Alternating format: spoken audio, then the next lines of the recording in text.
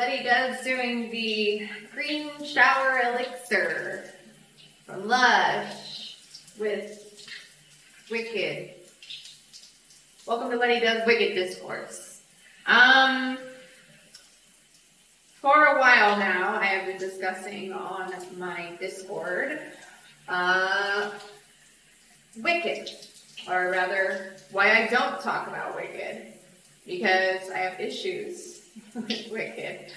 And, yeah, recently had a whole rant about it over on my Discord, because people don't know what it feels like to try to talk to people about Wicked. Because, see, I love the Wicked Years by Gregory Maguire. I think it's a great story. And then I feel like the musical just is the worst adaptation of any book ever. And I can't explain that to people without them immediately seeing it as antagonistic and getting very defensive about it. But I talked to my Discord. They thought my entire rant was hilarious, and I've been wanting to get that out of the You guys now know what I think about it, but my Discord found my entire rant especially hilarious and said I should make a video on it, and I was like, how would I even do that? Nobody really wants to see me rant, except they do. Instead of just typing everything out, they want to see me rant, hear me rant verbally. So instead of my usual thing that I do of having like some note cards, maybe out to the side or something, I've just printed out my whole Discord rant thing so that I can discuss it with you guys. So hopefully you guys can understand my plight.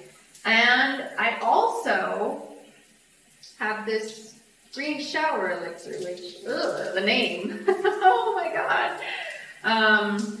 But most people don't know why it's So, I didn't want this to be a super boring video.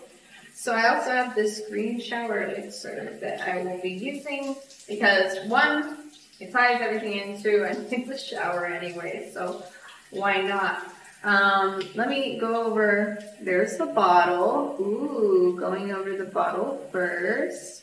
I'm trying not to get this too wet. It says for me to hop in the shower and lather up wickedly green suds for a powerful cleanse. And this is supposed to smell like benzoin resinoid. And it creates a magical potion. Oh my god. Okay. Anyway, so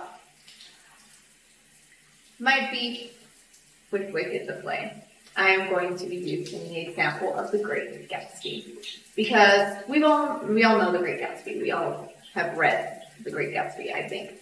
And Wicked the musical is like if Great Gatsby had a musical adaptation, and it is about the relationship between Gatsby and Tom. Like, it's not changing their relationship between Gatsby and Tom. It's just significantly beyond how it's portrayed in the book. It's just, it's not significantly how it's portrayed in the book. Different from how it's portrayed in the book. It's just entirely focused on that now. Like 85% of the runtime is just Gatsby and Tom. Nick is still a character, and Daisy is still a character, and George is still there. But the story is now about how Gatsby and Tom's lives affect and revolve around one another. Oh, and Nick grew up in Brooklyn. His story is basically the same, except he's not new to the East Coast life anymore. He has always been from New York, and Gatsby makes counterfeit grape juice. Speaking of grape juice, let me open this up.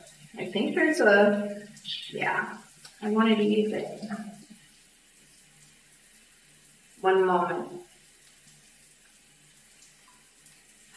So, what the fuck is counterfeit grape juice? Oh, fuck I know. What's it made out of? Don't worry about it. Just, he makes counterfeit grape juice. He just has it. And George and Gatsby fake their deaths. The musical is a 100% perfect adaptation, minus these changes. Ugh. Well, it tastes citrusy. I don't think they were expecting me to do that, but that actually is not that bad. What? Anyway, so everyone fucking loves the musical, and when you look up The Great Gatsby, all you ever see is the musical. And no one even knows it was a book. And then you tell people that you don't like the musical because it focuses on Gatsby and Tom too much, and they're like, well, Lety, that's the most important part of the story. These two men's lives circle around one another. And I'm like, actually, it's about how the hope for and pursuit of the American dream can morally bankrupt you. And they're like, well, that's dumb, Lety. It's about a man who had an affair and how lust leads to his downfall. And I'm like, okay, it's not about that. It's just not a better story compared to the original thing.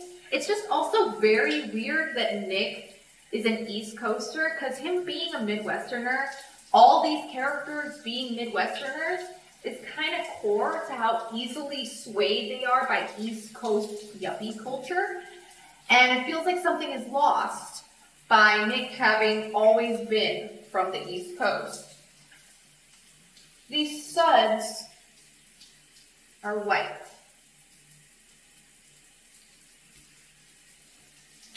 Green suds.